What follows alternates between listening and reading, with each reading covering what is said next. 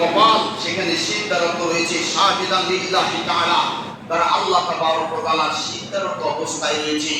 তাহলে আমরা তো আমাদের সুযোগ পাচ্ছি, ক্ষেত খামারে কাজ করছি, আমাদের অন্যান্য কাজ করছি, সকল কিছু করছি, তারপরও এই 24 ঘন্টার ভিতরে একটি ঘন্টা আল্লাহ তাবারক ওয়া তাআলাকে হাদিয়া দেওয়ার মতো, সময় দেওয়ার মতো, উপহার দেওয়ার মতো, আনন্দ নিয়োগ করার মতো এরকম আমাদের ভিতরে মন মানসিকতা নাই। তাতে বোঝা যায় যে আল্লাহ আমাদের ভিতরে নাই, সৃষ্টিকর্তাকে আমরা বুঝি নাই। আমরা ছিলাম কোথায়, আমাদের অবস্থান ছিল কোথায়, আমরা কোথায় এসেছি, আমাদের অস্তিত্ব কেমন, এটি যদি আমি আপনি চিন্তা করি তাহলে আমার আপনার এরকম হওয়ার কথা নয়। এরপরে রাসূল করিম সাল্লাল্লাহু আলাইহি সাল্লাম সাহাবীদেরকে লক্ষ্য করে বলেন, লাউ তা'লামুনা মা আ'লামু,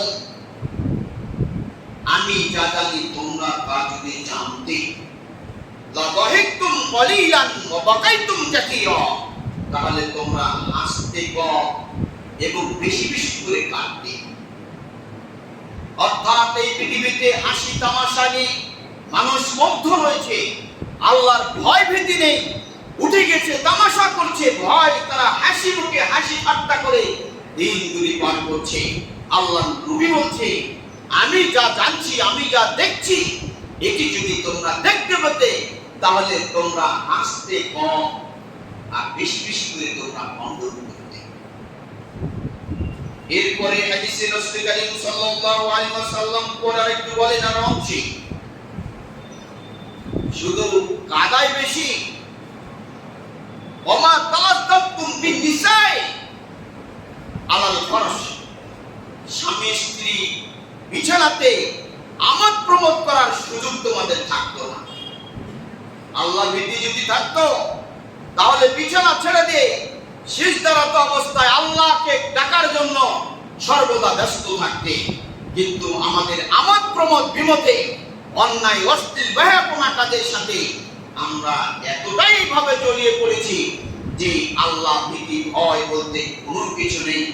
আজকে আপনার এমন বিপর্যয় হয়ে গেছে যে বিবাহ বন্ধনের ব্যবস্থা হলো আপনার ছেলে এবং মেয়ে বিপরীত লিঙ্গের সাথে বিবাহ ব্যবস্থা হয়ে থাকে, কিন্তু মডার্ন যুগ এসে এমন হয়ে গেছে এখন আপনার মেয়ে মেয়েতে বিবাহ হচ্ছে, নারী নারীতে বিবাহ হচ্ছে। কিছুদিন আগে মাস দুয়েক হবে আপনার টিকটক করতে করতে এমন ভালোবাসায় পর্যায়ে পড়েছে যে এক মেয়ে হলো স্বামী আর এক মেয়ে হলো স্ত্রী, এই পর্যায়ে চলে গেছে। আবার কোন কোন দেশে সমকামিতাকে বৈধতা ঘোষণা করেছে, পুরুষ পুরুষের ইচ্ছা করলে সমকামিতা করতে পারে, তারা সেখানে তাদের ইচ্ছা মতো তারা জীবনযাপন করবে।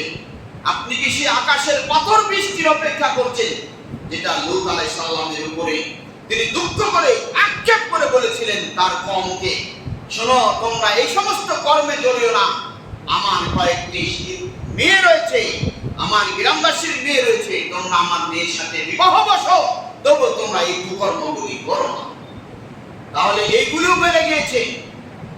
এগুলি মানুষ বিয়ে শাদী একটা শুদ্ধ সই সালামত একটি ভালো করে পারিবারিক পরামর্শের মাধ্যমে একটি বিয়ে শাদী হওয়ার কথা, সেখানে সেভাবে না হয়ে এখন নারী নারীতে বিবাহ হচ্ছে, আপনার পুরুষ পুরুষে সেখানে বিবাহ সমকামিতা লিপ্ত হয়েছে।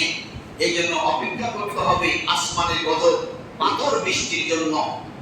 এই জন্য বলছেন যে তোমরা যদি তোমাদের সেই ভয়ভীতি থাকতো, আমি যা দেখছি ওটা যদি তোমরা তা দেখতে, তাহলে মা তালাজ্জাতুম বিনিসাই আলাল ফরশ, বিছানায় স্বামী স্ত্রী আমোদ প্রমোদ করার সুযোগ তোমাদের থাকতো না।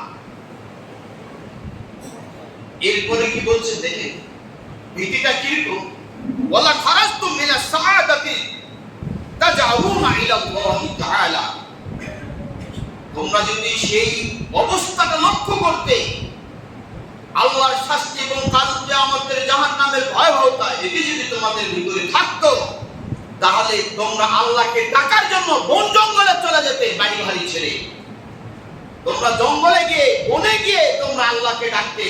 কিন্তু তবু পর্যন্ত আল্লাহর এই শাস্তি থেকে বাঁচার জন্য তোমরা বাড়ি থেকে বের হয়ে যেতে অবশ্যই।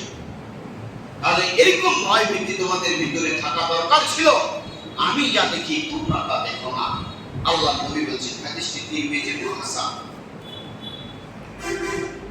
ওয়ান আদি ইবনে হাতিম قال قال رسول صلى الله عليه وسلم ما منكم من احد الا سيكلم الله ربه ليس بينه وبينه ترجمان فينظر ايمن منه فلا يرى الا ما قدم وينظر اشأم منه فلا يرى الا ما قدم وينظر بين يديه فلا يرى الا النار تلقى وجهه।